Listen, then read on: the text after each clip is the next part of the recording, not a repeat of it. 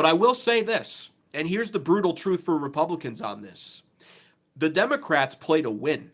And that's why I admire them from a carnal human standpoint. From somebody who wants to win, like myself, and who's sick of a spineless, pussified, feminized GOP that continues to insist on playing by the rules and playing off of their principles rather than playing to win, while our country, the sake of our country, truthfully, is on the line, right? And American voters have felt this now for, I would say, the past 2 elections at least. And certainly the theme of 2028's election is going to be the same as what we saw for 2024's election, where the fate of the country's on the line. This election will be the biggest election. We'll hear it in 2028 like we heard it in 2024, like we heard it in 2021, or 2020, I should say, and like we heard it in 2016, really, is almost where that notion began. And so it's only going to ramp up, and the parties are only going to split apart more, in all honesty, and become more extreme. While many people will say, of course, that there is one unifying cause that both parties seem to be growing in enlightenment over, and that is, of course, the Israel/foreign influence / big donor money in our politics that are affecting our politicians. At the end of the day, the morality difference, the differences in morality between the two parties are so extreme and becoming ever more extreme that there's going to be no unification. Perhaps a slight temporary alliance with parties, maybe after this 2026 midterm election season, when Democrats very likely stomp out the GOP and utterly crush them because of the poor result of this Iran war and the increased cost of living as a result. Maybe there's some form of temporary alliance, which is why, in fact, I actually want the Democrats to win the midterms this year, even as a social and fiscal conservative, because this Trump administration is completely out of control, off the rails, unstoppable in the worst ways. We wanted Trump to be unstoppable in the best ways. We were excited about the idea as conservatives of a red Congress, a red Senate, red House, red Supreme Court, and a red executive. This was supposed to mean that everything could be done unrestricted, or as unrestricted as possible, for the betterment of America and the American people. And all we've gotten instead, probably because of this fuckface, is another foreign war where we are now spending billions of dollars, billions with a B, and down the line it's going to cost Americans even more money than that. I did some quick math as somebody who actually drives, semi-drives for a living, so I fill up my gas on a daily basis.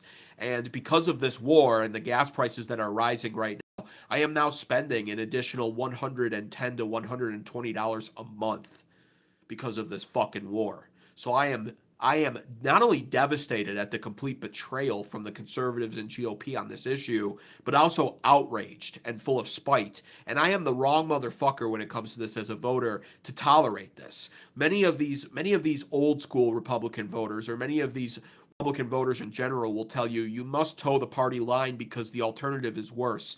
But at this point, I am so spiteful, I am so fucking full of hatred with a black heart that I am just willing, and honestly, at this point, eager to watch this Republican Party crumble. I want to see it fall. I want to see it devastated, and I want to see Democrats take control of the House and likely the Senate even at this point, and prosecute all of the Republicans who have failed us, born out of weakness and sheer just neglect of their own constituents and voter base, and instead just prioritizing once again every other foreign interest in country and their citizens of those countries over us. I want to watch them suffer politically.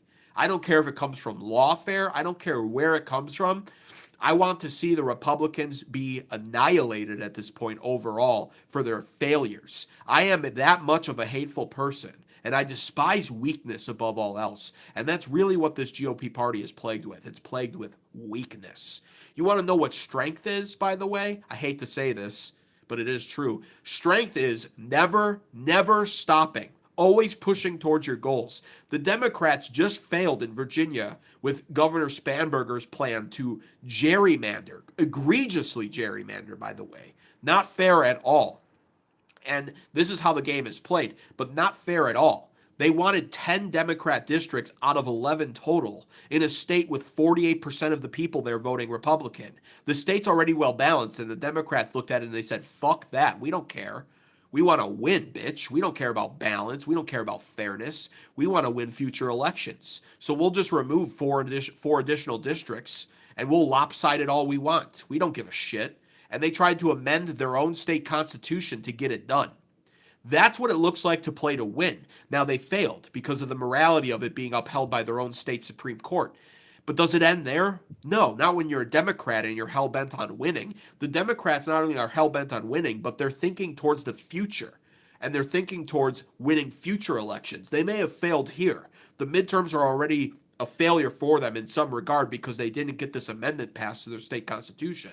But what are they doing? Well, now they're going to punish those who stood in their way. And they're going to ensure, or do their best at least, to ensure that the strategy can be utilized again at some point in the future. And they're going to punish those who ruled against them on the court by very likely trying to pass something now that will just wipe the Virginia State Supreme Court could be wiped out if this passes. An age restriction. It said in the article, every current Virginia State Supreme Court justice is over the age of 54. And now these Virginia lawmakers and Democrats want to impose this rule where they have to retire in mandatory fashion at age 54. This would wipe out the entire Virginia State Supreme Court, and then you could appoint 7 new Democrat justices to the bench in order to get your way on anything else Spanberger wants to pass in the future. And Spanberger ran as a moderate, but it was deception. She's an extremist, liberal, progressive candidate, without a doubt.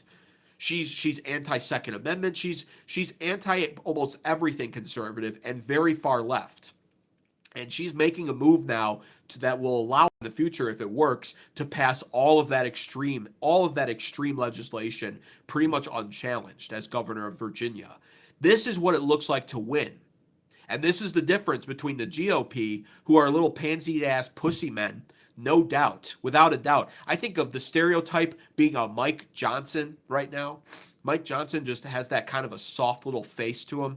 Doesn't look like he had anything done. No spine whatsoever. I'm a Christian. Yeah, you're a westernized, feminized Christian little bitch. That's what Mike Johnson is. And that's what most Republicans are, or at least masquerade as.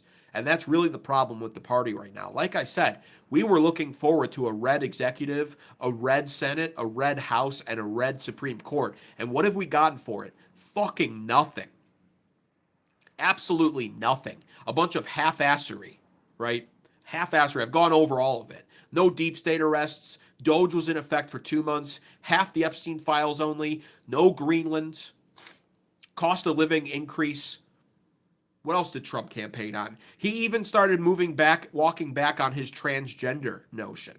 Where now, if a child under 18 wanted to go that route, he had indicated that they were going to pass some sort of legislation where the child was prohibited from getting transgender mutilation surgery, essentially chopping off his penis. But, however, if he got his parents' approval, well, then maybe it's all good after all.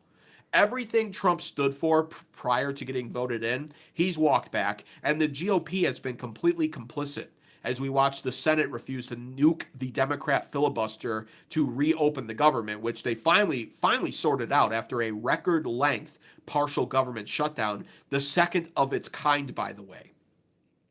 This GOP is so completely ineffective. Yeah, the border wall. Thank you, Lifeguard. Lifeguard, I know you don't even, yeah, Dearborn, Michigan, not even addressed, nor is Dallas, Texas being addressed. I have a whole playlist on this channel devoted to Dearborn, Michigan.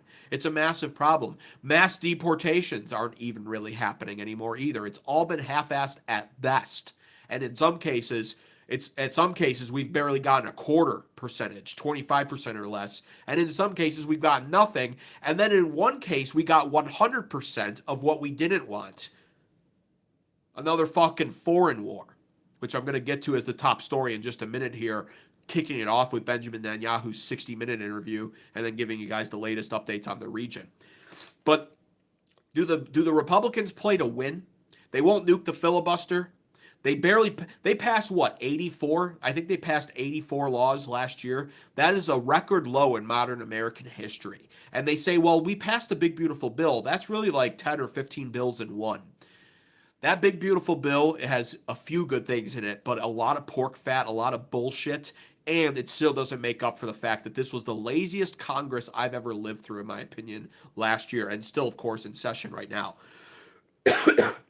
It really is almost as if the Republicans are desperate to snatch defeat from the jaws of victory because, I don't know, maybe they get off more on being the losing end. Maybe they get off more on being the weaker party. Maybe they just like being the weaker party not in power so they can sell their votes to Democrats. I have that theory going on. I think a lot of them probably do that too. I'm not really sure. But honestly, the Republican Party